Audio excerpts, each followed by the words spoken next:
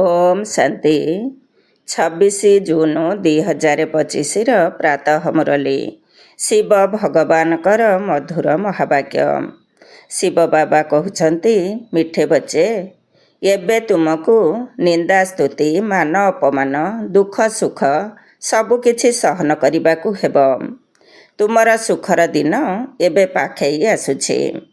एबे तुमको निंदा स्तुति मान अपमान दुख सुख सबकिछि सहन करबाकू हेब।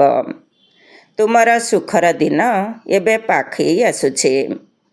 प्रश्न बाबा निजर ब्राह्मण संतान मानकू केउ चेतावनी अर्थात वार्निंग देउछंती। बाबा निजर ब्राह्मण संतान मानकू केउ चेतावनी अर्थात वार्निंग देउछंती। उत्तर पिला माने केबे हेले बाबांक उपरे रुष नहीं। जदि बाबांक उपरे रुषिब तेबे सद्गति ठारू मध्य रुषिजिब अर्थात वंचित होइजिब। बाबा वार्निंग देउछंती रुषिला बाला पिला मानकू बहुत कड़ा दंड मिलिब। परस्पर मध्यरे किंबा ब्राह्मणी अर्थात निमित्त भौणिक उपरे मध्य रुषिबा द्वारा फूल हेबा परिवर्ते कंटा होइजिब। सेथिपाई बहुत बहुत सावधान रुह। गीत धीरज धर मनुआ तेरे सुख की दिन आया कि आया। ओम शांति मिठा मिठा शिखिलधे संतान माने गीत शुणिले। तुम मानकर जन्म जन्मांतरर जेउ दुख रहिछि से सबु दूर होइजिबा दरकार। यही गीतर धाड़ी को शुणी तुमे जानुछ एबे आमर दुखर पाटे समाप्त हेउछि एवं सुखर पाटे आरंभ हेउछि। जे संपूर्ण रूपे जानी नाहती से माने कौनसी ना कौनसी कथारे दुख निश्चय देखिथांती। एठारे बाबांक पाखकू मधुबन आसिबा समय रे मध्य रास्तारे कौनसी ना कौनसी प्रकारर कष्ट अनुभव होइथाए। बाबा बुझी पारुछंती बहुत संतान मानकू कष्ट हेउथिब। जेबे तीर्थ यात्रारे जाआंती तो केउठी भिड़ होइथाए वर्षा होइथाए केबे तोफान मध्य आसीथाए। जिए निष्ठावान भक्त होइथिबे सेमाने तो कहिबे किछि जाय आसे नाही आमे भगवान का पाखकू जाउछु। भगवान कठारे विश्वास रखी यात्रा को जाइथांती। मनुष्य मानकर अनेक भगवान रहिछंती। जिए दृढ़ मना होइथांती सेमाने तो कहिथांती कौनसी आपत्ति नाही भल कामरे सर्वदा विघ्न पड़िथाए। ताहा हेले कोन घर को फेरी जिबा। केही केही मध्य फेरी जाइथांती। केबे विघ्न आसीथाए केबे विघ्न आसी नथाए। बाबा कहउछंती संतान माने एहा मध्य तुमर यात्रा अटे। तुमे कहिब आमे बेहद बाबांक पाखकू जाउछु। सेही बाबा समस्तंकर दुख हर्ता अटंती। तुम मनरे यही निश्चय अछि। आजिकाली देख मधुबनरे केते भिड़ हेउछि। बाबांकू चिंता रहुछि। बहुतंकू असुविधा मध्य हेउथिब। तळे मध्य सोइबाकू पड़िथाए। बाबा चाहू नाहंती जे पिला माने तळे सुअंतु किंतु ड्रामा अनुसार भिड़ होई जाउछि। कल्प पूर्वरु मध्य होइथिला पुणी मध्य हेब। एथिरे कौनसी दुख अनुभव करिबा उचित नुहे। एकथा मध्य जानिछ पढ़िला बाला केही तो राजा हेबे केही पुणी रंक अर्थात साधारण प्रजा मध्य हेबे। काहार उच्च पद काहार पद कम हेब किंतु समस्ते सुखी रहिबे। एकथा मध्य बाबा जानिछंती केतेक संतान अपरिपक्व रहिछंती जेउ माने कि कौनसी असुविधा सहन करि पारु नाहंती। तांकर किछि असुविधा हेले कहिबे मु तुच्छाटारे एठाकू आसिली अथवा कहिबे ब्राह्मणी जोर करी नेई आसिले। एपरि मध्य अछंती जेउ माने कहिथांती मोते ब्राह्मणी अकारणे आनी हैराण करिदेले। संपूर्ण परिचय नाही जे विश्वविद्यालय को आसिछंती। वर्तमानर पाठपढ़ा द्वारा केही तो राजा हेबे केही तो भविष्यत रे रंक अर्थात साधारण प्रजा मध्य हेबे। एठाकार प्रजा एवं राजा ଏବଂ ସେଠାକାର ପ୍ରଜା ଓ ରାଜା ମଧ୍ୟରେ ରାତି ଦିନର ଫରକ ରହିଛି। ଏଠାରେ ରାଜା ଏବଂ ପ୍ରଜା ଉଭୟ ଦୁଃଖୀ ଅଟନ୍ତି, ସେଠାରେ ଉଭୟ ସୁଖୀ ରହିଥାନ୍ତି। ଏହା ତ ହେଉଛି ପତିତ ବିକାରୀ ଦୁନିଆ। ଯଦିଓ କାହା ପାଖରେ ବହୁତ ଧନ ରହିଛି, ବାବା ବୁଝାଉଛନ୍ତି ଏସବୁ ଧନ ସମ୍ପତ୍ତି ମାଟିରେ ମିଶିଯିବ। ଏହି ଶରୀର ମଧ୍ୟ ବିନାଶ ହୋଇଯିବ, ଆତ୍ମା ତ ମାଟିରେ ମିଶୁନାହିଁ। କେତେ ବଡ଼ ବଡ଼ ସାହୁକାର ଧନୀ ବ୍ୟକ୍ତି ଅଛନ୍ତି, ବିରଳା ସଦୃଶ୍ୟ, କିନ୍ତୁ ସେମାନଙ୍କୁ କ'ଣ ଜଣା ଯେ ବର୍ତ୍ତମାନ ଏହି ପୁରୁଣା ଦୁନିଆ ବଦଳୁଛି? ଜାଣିଥିଲେ ତୁରନ୍ତ ଆସିଯାଇଥାନ୍ତେ।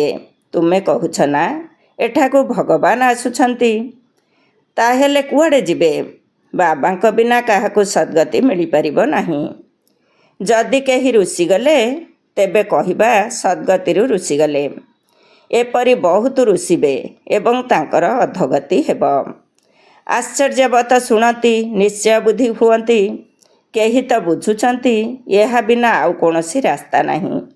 ବାବାଙ୍କ ପାଖରୁ ତ ସୁଖ ଏବଂ ଶାନ୍ତିର ସମ୍ପତ୍ତି ମିଳିବ। ଏହାଙ୍କ ବିନା ସୁଖ ଶାନ୍ତି ମିଳିବା ଅସମ୍ଭବ ଅଟେ। ଯେବେ ବହୁତ ଧନ ଥିବ ତେବେ ତ ସୁଖ ମିଳିବ। ଧନରେ ହିଁ ସୁଖ ରହିଥାଏ ନା? ମୂଳ ବତନରେ ତ ଆତ୍ମାମାନେ ଶାନ୍ତିରେ ଥାଆନ୍ତି। କେହି କହୁଛନ୍ତି ମୋର ପାଟ ନଥିଲେ ମୁଁ ସର୍ବଦା ସେଠାରେ ରହିଥାନ୍ତି। କିନ୍ତୁ ଏପରି କହିଲେ କିଛି ହେବ ନାହିଁ। ପିଲାମାନଙ୍କୁ ବୁଝାଯାଇଛି ଏହା ପୂର୍ବ ପ୍ରସ୍ତୁତ ଖେଳ ଅଟେ। ବହୁତ ଅଛନ୍ତି ଯିଏକି ନା କିଛି କାରଣରୁ ସଂଶୟ ବୁଦ୍ଧି ହୋଇ ବାବାଙ୍କ ହାତ ଛାଡ଼ି ଦେଉଛନ୍ତି। ବ୍ରାହ୍ମଣିକ ଉପରେ ରୁଷିଥାନ୍ତି ଅଥବା ପରସ୍ପର ମଧ୍ୟରେ ରୁଷି ପାଠପଢ଼ା ଛାଡ଼ି ଦେଉଛନ୍ତି। ଏବେ ତୁମେ ଏଠାକୁ ଫୁଲ ହେବା ପାଇଁ ଆସିଛ, ଅନୁଭବ କରୁଛ। ବାସ୍ତବରେ ଆମେ କଣ୍ଟାରୁ ଫୁଲ ହେଉଛୁ। ତେଣୁ ଫୁଲ ନିଶ୍ଚୟ ହେବାକୁ ପଡ଼ିବ। କାହାର କିଛି ସଂଶୟ ଆସୁଛି, ଅମୁକ ଏପରି କରୁଛି, ଇଏ ଏହିପରି, ସେଥିପାଇଁ ମୁଁ ଆଉ ଆସିବି ନାହିଁ। ବାସ୍, ରୁଷି ଯାଇ ଘରେ ବସି ଯାଉଛନ୍ତି। ବାବା କହୁଛନ୍ତି ଆଉ ସମସ୍ତଙ୍କ ଉପରେ ରୁଷ, କିନ୍ତୁ ବାବାଙ୍କ ଉପରେ କେବେ ହେଲେ ରୁଷ ନାହିଁ। ବାବା ସାବଧାନ କରୁଛନ୍ତି, ଦଣ୍ଡ ବହୁତ କଡ଼ା ଅଟେ। ଗର୍ଭରେ ମଧ୍ୟ ଯେଉଁ ଦଣ୍ଡ ମିଳୁଛି ସେସବୁର ସାକ୍ଷାତକାର କରାଉଛନ୍ତି। ସାକ୍ଷାତକାର ବିନା ଦଣ୍ଡ ମିଳିପାରିବ ନାହିଁ। ଏଠିକାର କର୍ମର ମଧ୍ୟ ସବୁ ସାକ୍ଷାତକାର ହେବ। ବାବା ସାକ୍ଷାତକାର କରାଇବେ। ତୁମେ ପଢ଼ିବା ସମୟରେ ପରସ୍ପର ମଧ୍ୟରେ ଲଢ଼େଇ ଝଗଡ଼ା କରି ରୁଷି ଯାଇ ପାଠପଢ଼ା ଛାଡ଼ି ଦେଇଥିଲ। ତୁମେ ଜାଣିଛ ଆମକୁ ପିତାଙ୍କ ପାଖରୁ ପାଠ ପଢ଼ିବାକୁ ହେବ। ପାଠପଢ଼ା କେବେ ହେଲେ ଛାଡ଼ିବା ଅନୁଚିତ। ତୁମେ ଏଠାରେ ମନୁଷ୍ୟରୁ ଦେବତା ହେବା ପାଇଁ ପାଠ ପଢ଼ୁଛ। ତୁମେ ଏଠାକୁ ସର୍ବଶ୍ରେଷ୍ଠ ବାବାଙ୍କ ସହିତ ମିଶିବାକୁ ଆସୁଛ। କେବେ ତ ଅଧିକ ସଂଖ୍ୟାରେ ଆସିଯାଉଛନ୍ତି, ତେଣୁ ଡ୍ରାମା ଅନୁସାରେ ରହିବା ପାଇଁ କିଛି ଅସୁବିଧା ହୋଇଯାଉଛି। ପିଲାମାନଙ୍କ ପାଖକୁ ଅନେକ ତୋଫାନ ଆସୁଛି। ଅମୁକ ଜିନିଷ ମିଳିଲା ନାହିଁ, ଏହା ମିଳିଲାନି, ଏହା ତ କିଛି ବି ନୁହେଁ, ସାଧାରଣ କଥା। ଯେବେ ମୃତ୍ୟୁର ସମୟ ଆସିବ, ଅଜ୍ଞାନୀ ମନୁଷ୍ୟ କହିବେ ଆମେ କ'ଣ ଦୋଷ କରିଥିଲୁ ଯାହାକି ନିର୍ଦ୍ଦୋଷରେ ଆମକୁ ମାରୁଛନ୍ତି। ଏହି ଶେଷ ସମୟର ପାଠକୁ କୁହାଯାଉଛି ରକ୍ତର ଖେଳ, ନିର୍ଦ୍ଦୋଷୀ ହତ୍ୟା। ଅଚାନକ ବମ୍ ପଡ଼ିବ, ବହୁତ ସଂଖ୍ୟାରେ ମରିବେ। ଏହା ନିର୍ଦ୍ଦୋଷୀ ହତ୍ୟା ହେଲା ନା? ଅଜ୍ଞାନୀ ମନୁଷ୍ୟ ଏହିପରି ଚିତ୍କାର କରିବେ। ତୁମେ ବହୁତ ଖୁସି ହେଉଛ, କାହିଁକି ନା ତୁମେ ଜାଣିଛ ଏହି ଦୁନିଆର ବିନାଶ ହେବାକୁ ଯାଉଛି। ଅନେକ ଧର୍ମର ବିନାଶ ନହେଲେ ଏକ ସତ୍ୟ ଧର୍ମର ସ୍ଥାପନା କିପରି ହେବ? ସତ୍ୟ ଯୁଗରେ ଏକମାତ୍ର ଆଦି ସନାତନ ଦେବୀ ଦେବତା ଧର୍ମ ଥିଲା। କାହାକୁ କ'ଣ ଜଣା ଯେ ସତ୍ୟ ଯୁଗ ଆରମ୍ଭରେ କ'ଣ ଥିଲା? ଏହା ହେଉଛି ପୁରୁଷୋତ୍ତମ ସଙ୍ଗମ ଯୁଗ। ବାବା ଆସିଛନ୍ତି ସମସ୍ତଙ୍କୁ ପୁରୁଷୋତ୍ତମ କରାଇବା ପାଇଁ। ସମସ୍ତଙ୍କର ପିତା ଅଟନ୍ତି ନା? ଡ୍ରାମାକୁ ତୁମେ ଜାଣିଗଲଣି। ସମସ୍ତେ ତ ସତ୍ୟ ଯୁଗକୁ ଆସିବେ ନାହିଁ। ଏତେ କୋଟି କୋଟି ଆତ୍ମାମାନେ କ'ଣ ସତ୍ୟ ଯୁଗକୁ ଯିବେ କି? ଏହା ହେଉଛି ବିସ୍ତାରର କଥା। ବହୁତ ମାତା କନ୍ୟା ଅଛନ୍ତି ଯେଉଁମାନେ କିଛି ହେଲେ ବୁଝୁନାହାନ୍ତି, ଭକ୍ତି ମାର୍ଗରେ ପଡ଼ି ରହିଛନ୍ତି, ଜ୍ଞାନ ବୁଦ୍ଧିରେ ରହୁନାହିଁ। ଭକ୍ତିର ଅଭ୍ୟାସ ରହିଛି। କହୁଛନ୍ତି ଭଗବାନ କ'ଣ ନ କରିପାରିବେ, ମୃତ ବ୍ୟକ୍ତିକୁ ଜୀବିତ କରିପାରିବେ।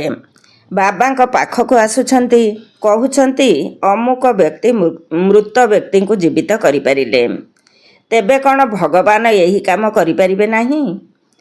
କେହି ଯଦି କିଛି ଭଲ କାମ କଲେ ତେବେ ତାଙ୍କର ମହିମା କରିବାରେ ଲାଗି ପଡ଼ିଥାନ୍ତି।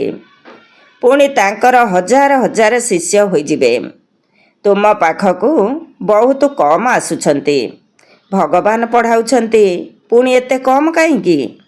ଏପରି ମଧ୍ୟ ବହୁତ କହୁଛନ୍ତି, ଆରେ ଏଠାରେ ମରିବାକୁ ହେବ, ଅର୍ଥାତ୍ ସବୁ କିଛି ତ୍ୟାଗ କରିବାକୁ ହେବ। ସେଠାରେ କର୍ଣ୍ଣରସ ରହିଛି। ବହୁତ ଆକର୍ଷଣୀୟ ଭାବରେ ବସି ଗୀତା ଶୁଣାଉଛନ୍ତି। ଭକ୍ତମାନେ ବସି ଶୁଣୁଛନ୍ତି। ଏଠାରେ କର୍ଣ୍ଣରସର କିଛି କଥା ନାହିଁ। ତୁମକୁ କେବଳ କୁହାଯାଉଛି ଯେ ବାବାଙ୍କୁ ମନେ ପକାଅ। ଗୀତାରେ ମଧ୍ୟ ଏହି ଅକ୍ଷର ଅଛି, ମନ୍ମନା ଭବ। ବାବାଙ୍କୁ ମନେ ପକାଇଲେ ବିକର୍ମ ବିନାଶ ହେବ। ବାବା କହୁଛନ୍ତି, ଆଚ୍ଛା, ବ୍ରାହ୍ମଣୀଠାରୁ ଅଥବା ସେଣ୍ଟରରୁ ରୁଷି ଯାଉଛନ୍ତି, ତେବେ ଏହି କାମ ତ କର। ଆଉ ସବୁ ସଙ୍ଗ ଛାଡ଼ି ନିଜକୁ ଆତ୍ମା ଭାବ। ଏକେ ବାବାଙ୍କୁ ହିଁ ମନେ ପକାଅ। ବାବା ହିଁ ପତିତ ପାବନ ଅଟନ୍ତି। କେବଳ ବାବାଙ୍କୁ ମନେ ପକାଇ ଚାଲ। ସ୍ୱଦର୍ଶନ ଚକ୍ର ଘୁରାଅ। ଏତିକି ମନେ ରଖିଲେ ମଧ୍ୟ ସ୍ୱର୍ଗକୁ ନିଶ୍ଚୟ ଆସିବ। ସ୍ୱର୍ଗରେ ଉଚ୍ଚପଦ ପୁରୁଷାର୍ଥ ଅନୁସାରେ ମିଳିବ। ସେଥିପାଇଁ ପ୍ରଜା ତିଆରି କରିବାକୁ ହେବ, ନଚେତ ରାଜତ୍ୱ କାହା ଉପରେ କରିବ? ଯିଏ ବହୁତ ପରିଶ୍ରମ କରୁଛନ୍ତି ସେହିମାନେ ହିଁ ଉଚ୍ଚପଦ ପାଇବେ। ଉଚ୍ଚପଦ ପାଇଁ କେତେ ବୁଦ୍ଧି ଖଟାଉଛନ୍ତି। ପୁରୁଷାର୍ଥ ନ କରି କେହି ରହିପାରିବେ ନାହିଁ। ତୁମେ ଜାଣିଛ, ସର୍ବୋଚ୍ଚ ପତିତ ପାବନ ହେଉଛନ୍ତି ବାବା। ମନୁଷ୍ୟ ଭଲେ ମହିମା ଗାନ କରୁଛନ୍ତି, କିନ୍ତୁ ଅର୍ଥ ବୁଝୁନାହାନ୍ତି। ଭାରତ କେତେ ସମୃଦ୍ଧିଶାଳୀ ଥିଲା। ଭାରତ ହେଉଛି ସ୍ୱର୍ଗ, ୱାଣ୍ଡର ଅଫ ୱାର୍ଲଡ। ଦୁନିଆର ସପ୍ତାଶ୍ଚର୍ଯ୍ୟ ମାୟାର ଅଟେ। ସାରା ଡ୍ରାମାରେ ଉଚ୍ଚରୁ ଉଚ୍ଚ ହେଉଛି ସ୍ୱର୍ଗ, ନିଚରୁ ନିଚ ହେଲା ନର୍କ। ଏବେ ତୁମେ ବାବାଙ୍କ ପାଖକୁ ଆସିଛ। ଜାଣିଛ, ପ୍ରିୟ ବାବା କେତେ ଉଚ୍ଚରୁ ଉଚ୍ଚକୁ ନେଇଯାଉଛନ୍ତି। ତାଙ୍କୁ କିଏ ବା ଭୁଲିବ? ଯେଉଁ ସ୍ଥାନକୁ ଗଲେ ମଧ୍ୟ କେବଳ ଗୋଟିଏ କଥା ମନେ ରଖ, ବାବାଙ୍କୁ ମନେ ପକାଅ। ବାବା ହିଁ ଶ୍ରୀମତ ଦେଉଛନ୍ତି, ଭଗବାନ ଉବାଚ, ନା କି ବ୍ରହ୍ମା ଭଗବାନ ଉବାଚ। ବେହଦର ବାବା ସନ୍ତାନମାନଙ୍କୁ ପଚାରୁଛନ୍ତି, ପିଲାମାନେ, ମୁଁ ତୁମକୁ ଏତେ ଧନବାନ କରି ଯାଇଥିଲି, ପୁଣି ତୁମର ଦୁର୍ଗତି କିପରି ହେଲା? କିନ୍ତୁ ପିଲାମାନେ ଏପରି ଶୁଣୁଛନ୍ତି ଯେପରି କିଛି ବୁଝିପାରୁନାହାନ୍ତି। ପିଲାମାନଙ୍କୁ ଟିକେ କଷ୍ଟ ହେଉଛି, ଦୁଃଖ ସୁଖ ସ୍ତୁତି ନିନ୍ଦା ମଧ୍ୟ ସହନ କରିବାକୁ ପଡ଼ୁଛି। ଏଠାକାର ମନୁଷ୍ୟମାନଙ୍କୁ ଦେଖ, ପ୍ରାଇମ୍ ମିନିଷ୍ଟରଙ୍କୁ ବା ପ୍ରଧାନମନ୍ତ୍ରୀଙ୍କୁ ମଧ୍ୟ ପଥର ମାରିବାକୁ ଡେରି କରୁନାହାନ୍ତି। କହୁଛନ୍ତି ସ୍କୁଲର ପିଲାମାନଙ୍କର ନ୍ୟୁ ବ୍ଲଡ଼ ଅଟେ। ତାଙ୍କର ବହୁତ ମହିମା କରୁଛନ୍ତି। ଭାବୁଛନ୍ତି ଯେ ଏମାନେ ଭବିଷ୍ୟତର ନୂଆ ନାଗରିକ ଅଟନ୍ତି। କିନ୍ତୁ ସେହି ଛାତ୍ରମାନେ ଦୁଃଖଦାୟୀ ହୋଇଯାଉଛନ୍ତି। କଲେଜକୁ ନିଆଁ ଲଗାଇ ଦେଉଛନ୍ତି, ପରସ୍ପରକୁ ଗାଳି ଦେଉଛନ୍ତି। ବାବା ବୁଝାଉଛନ୍ତି, ଦୁନିଆର କ'ଣ ଅବସ୍ଥା ହୋଇଗଲାଣି। ଡ୍ରାମାର ଅଭିନେତା ହୋଇ ମଧ୍ୟ ଡ୍ରାମାର ଆଦି ମଧ୍ୟ ଅନ୍ତ ଏବଂ ମୁଖ୍ୟ ଅଭିନେତାଙ୍କୁ ଜାଣିନାହାନ୍ତି। ତେବେ ତାଙ୍କୁ କ'ଣ କୁହାଯିବ? ବଡ଼ରୁ ବଡ଼ କିଏ? ତାଙ୍କର ଜୀବନ କାହାଣୀକୁ ତ ଜାଣିବା ଦରକାର ନା? କିନ୍ତୁ କିଛି ହେଲେ ବି ଜାଣିନାହାନ୍ତି। ବ୍ରହ୍ମା ବିଷ୍ଣୁ ଶଙ୍କରଙ୍କର କ'ଣ ପାର୍ଟ ରହିଛି? ଧର୍ମ ସ୍ଥାପକମାନଙ୍କର କ'ଣ ପାର୍ଟ ରହିଛି? ମନୁଷ୍ୟମାନେ ତ ଅନ୍ଧବିଶ୍ୱାସରେ ପଡ଼ି ସମସ୍ତଙ୍କୁ ପ୍ରେସିପ୍ଟର ଅର୍ଥାତ୍ ଗୁରୁ କହିଦେଉଛନ୍ତି। ଗୁରୁ ତ ସିଏ ଯିଏ ସଦ୍ଗତି କରିଥାନ୍ତି। ସମସ୍ତଙ୍କର ସଦ୍ଗତି ଦାତା ତ ଜଣେ ହିଁ ପରମ ପିତା ପରମାତ୍ମା ଅଟନ୍ତି। ସେ ପରମ ଗୁରୁ ଅଟନ୍ତି ଏବଂ ଜ୍ଞାନ ମଧ୍ୟ ଦେଉଛନ୍ତି। ତୁମକୁ ପଢ଼ାଉଛନ୍ତି ମଧ୍ୟ। ତାଙ୍କର ପାଠ ହିଁ ଆଶ୍ଚର୍ଯ୍ୟଜନକ ଅଟେ। ଆଦି ସନାତନ ଦେବୀ ଦେବତା ଧର୍ମର ସ୍ଥାପନା କରିବା ସହିତ ଅନ୍ୟ ସବୁ ଧର୍ମକୁ ବିନାଶ ମଧ୍ୟ କରାଉଛନ୍ତି। ଅନ୍ୟମାନେ ତ କେବଳ ଧର୍ମ ସ୍ଥାପନ କରୁଛନ୍ତି। ସ୍ଥାପନା ଏବଂ ବିନାଶ କରାଉଥିବା ଆତ୍ମାକୁ ହିଁ ଗୁରୁ କୁହାଯିବ ନା। ବାବା କହୁଛନ୍ତି, ମୁଁ କାଳର କାଳ ଅଟେ। ଗୋଟିଏ ଧର୍ମର ସ୍ଥାପନା, ବାକି ସବୁ ଧର୍ମର ବିନାଶ ହୋଇଯିବ। ଅର୍ଥାତ୍ ଏହି ଜ୍ଞାନ ଯଜ୍ଞରେ ସୁହା ହୋଇଯିବ। ପୁଣି ନା କୌଣସି ଲଢ଼େଇ ଲାଗିବ, ନା କୌଣସି ଯଜ୍ଞ ରଚନା ହେବ। ତୁମେ ସାରା ବିଶ୍ୱର ଆଦି ମଧ୍ୟ ଅନ୍ତକୁ ଜାଣିଛ। ଅନ୍ୟମାନେ ତ ସମସ୍ତେ ନେତି ନେତି ବା ଅନ୍ତ ନାହିଁ ବୋଲି କହୁଛନ୍ତି। ତୁମେ କ'ଣ ଏପରି କହିବ କି? ବାବାଙ୍କ ବିନା ଆଉ କେହି ବୁଝାଇ ପାରିବେ ନାହିଁ।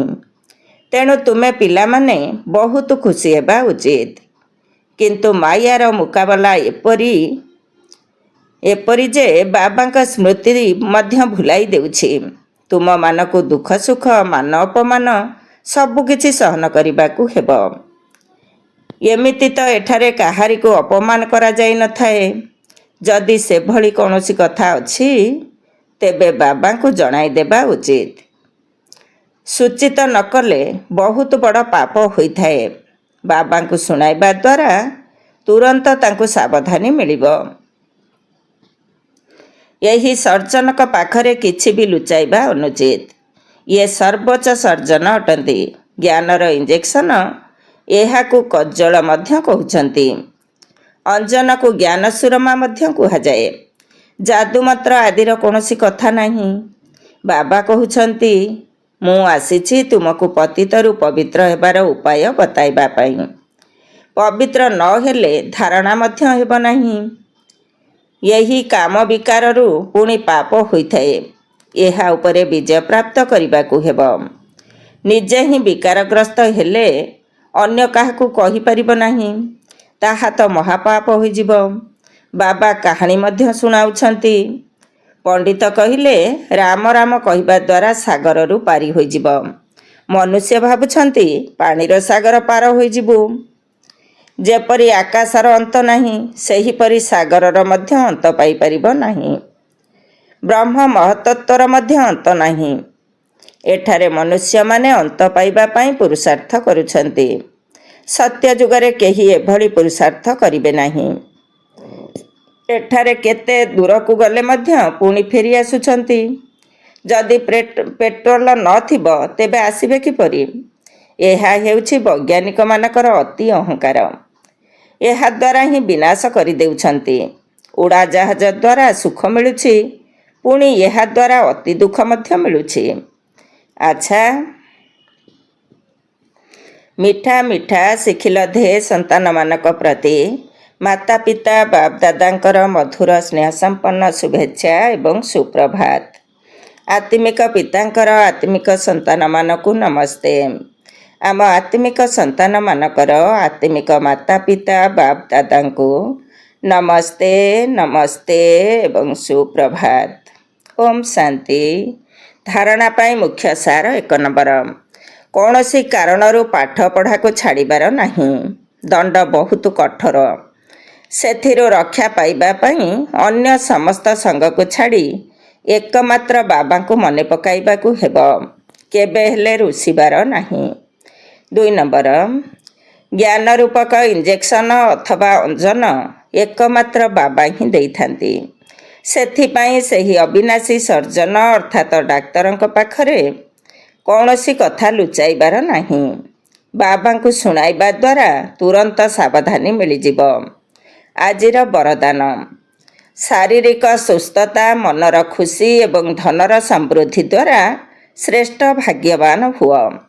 ଶାରୀରିକ ସୁସ୍ଥତା, ମନର ଖୁସି ଏବଂ ଧନର ସମ୍ପତ୍ତି ଦ୍ୱାରା ଶ୍ରେଷ୍ଠ ଭାଗ୍ୟବାନ ହୁଅ।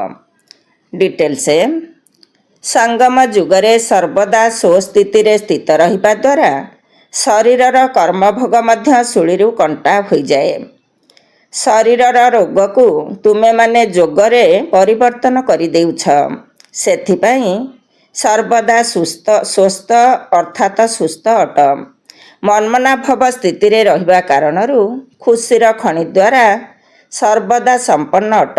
ସେଥିପାଇଁ ମନର ଖୁସି ମଧ୍ୟ ତୁମକୁ ପ୍ରାପ୍ତ ହୋଇଛି ଏବଂ ଜ୍ଞାନଧନ ସବୁ ଧନଠାରୁ ଶ୍ରେଷ୍ଠ ଅଟେ। ଜ୍ଞାନ ଧନରେ ସମୃଦ୍ଧ ଆତ୍ମାମାନଙ୍କ ନିକଟରେ ପ୍ରକୃତି ମଧ୍ୟ ସ୍ୱତଃ ହିଁ ଦାସୀ ପାଲଟିଯାଏ ଏବଂ ତୁମର ସର୍ବସମ୍ବନ୍ଧ ମଧ୍ୟ ଜଣକ ସାଥିରେ ହିଁ ରହିଛି ଏବଂ ସମ୍ପର୍କ ମଧ୍ୟ ହୋଲିହଂସ ବ୍ରାହ୍ମଣମାନଙ୍କ ସହିତ ମଧ୍ୟ ରହିଛି। ସେଥିପାଇଁ ଶ୍ରେଷ୍ଠ ଭାଗ୍ୟବାନ ହେବାର ବରଦାନ ସ୍ୱତଃ ହିଁ ପ୍ରାପ୍ତ ଅଟେ। ଆଜିର ସ୍ଲୋଗାନ, ଯୋଗ ଏବଂ ସେବାର ସନ୍ତୁଳନ ରଖିବା ହିଁ ଡବଲ ତାଲା ଅଟେ। ଯୋଗ ଏବଂ ସେବାର ସନ୍ତୁଳନ ରଖିବା ହିଁ ଡବଲ ତାଲା ଅଟେ। ଓମ୍ ଶାନ୍ତି। ଆଜିର ଅବ୍ୟକ୍ତ ଇଶାରା। ଆତ୍ମିକ ସ୍ଥିତିରେ ରହିବାର ଅଭ୍ୟାସ କର ଏବଂ ଅନ୍ତର୍ମୁଖୀ ହୁଅ। ଯେପରି ଅନେକ ଜନ୍ମ ପର୍ଯ୍ୟନ୍ତ ନିଜର ଦେହର ସ୍ୱରୂପର ସ୍ମୃତି ସ୍ୱାଭାବିକ ହୋଇଯାଇଛି, ସେହିପରି ନିଜର ଅସଲି ସ୍ୱରୂପର ସ୍ମୃତିର ଅନୁଭବ କ'ଣ ଅଳ୍ପ କିଛି ସମୟ ମଧ୍ୟ କରିପାରିବ ନାହିଁ?